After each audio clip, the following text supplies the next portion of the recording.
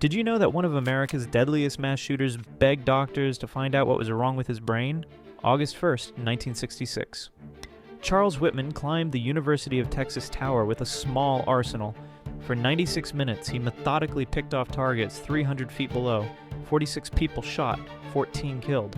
But this wasn't a typical rampage. Whitman was an Eagle Scout, a Marine. No criminal history. The night before, he murdered his wife and mother. Then he wrote a chilling note. He begged for an autopsy of his brain. Said he couldn't control his violent thoughts anymore. For months, he'd been seeing psychiatrists about urges to hurt people. He was desperately seeking help.